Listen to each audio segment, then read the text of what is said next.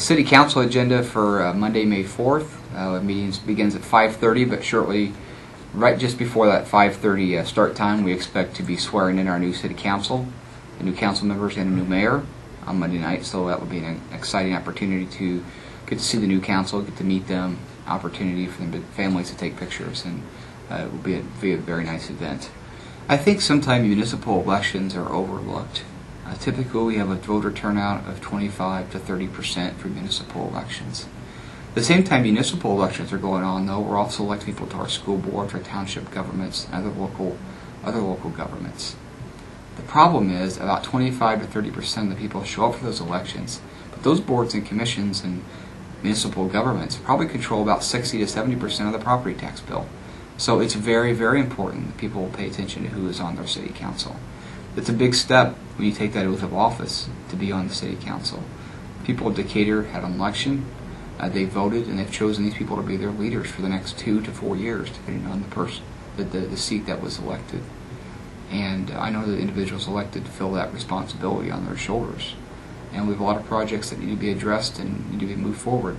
And so it's very important that people vote, register to vote, and support those individuals that they want in the city council. We do have a few proclamations on the agenda also that will be read at the start of the meeting on Monday night. Our first action item regards the appointment of a mayor pro tem.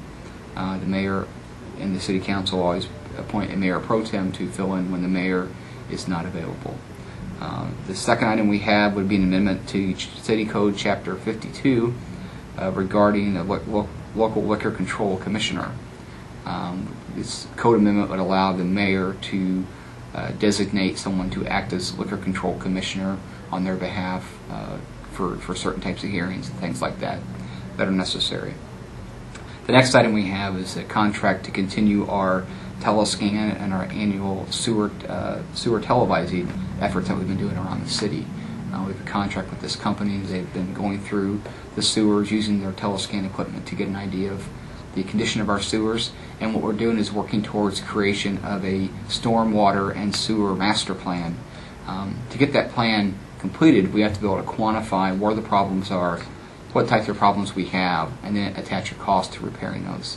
So we hope later on this year to have these master plans ready to go and to roll out to the public. We need to continue this contract because we have more televising work to do of our sewers. And this work's already making a difference and giving us an idea of what issues we have in front of us. Was a big piece of our infrastructure. We have another item regarding an agreement with Macon Resources Incorporated for some landscape maintenance work. This contract with Macon Resources would cover maintenance on 27 of those beds, and it has a value of $40,367. Macon Resources is a social service agency here in Decatur that helps get individuals in our community skills they need to become active in the workforce. And so this is a win-win for the taxpayers of the city of Decatur. The city gets a good service and well-maintained flower and landscaping beds which beautify our city. The employees of Macon Resources learn a skill that makes them more marketable in our workforce and hopefully allows them to get gainful employment. Items 6 and 7 regard closure of public rights-of-way for the Cruisin Downtown Festival. That's coming up in July of this year. Item 7 specifically will allow City Center Decatur and Cruisin Downtown to utilize some of the city parking garages.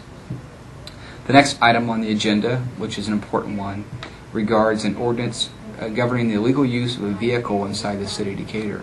This is something that we discussed during the budget process, and also prior to that, what we are proposing to do here is to attach a $250 bond payment and impoundment of any vehicle that is found to be utilized illegally inside the city limits of the city of Decatur.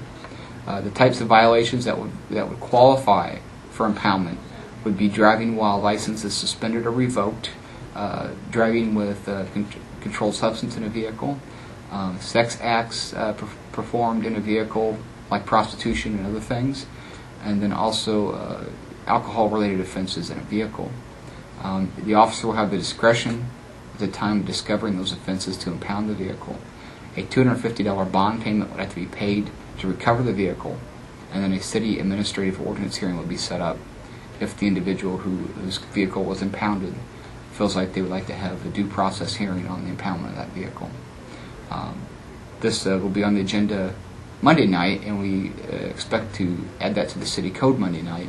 The actual enforcement and administrative mechanisms of putting this process in place will still take a little bit of time, and we'll make further announcements when we get ready to begin enforcing the ordinance. The city needs to do this not as a revenue-raising opportunity, although we do expect it will raise a significant amount of revenue. Our interest is making the city of Decatur safer. We need to have this action taken by City Council first to make sure they're going to enact an ordinance before we go through the expense and steps of setting up the administrative process to monitor it.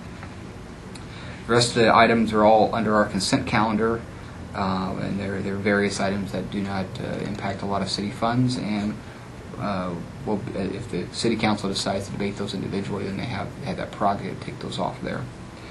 At the end of the meeting, we expect the Council to meet in a closed executive session for the purpose of the appointment of an officer, specifically the appointment of a council person to fill a vacancy on the City Council. And they'll also be discussing collective bargaining issues and pending litigation. But those will be done at the end of the meeting, and do not expect the City Council to come back into open session once they finish those discussions.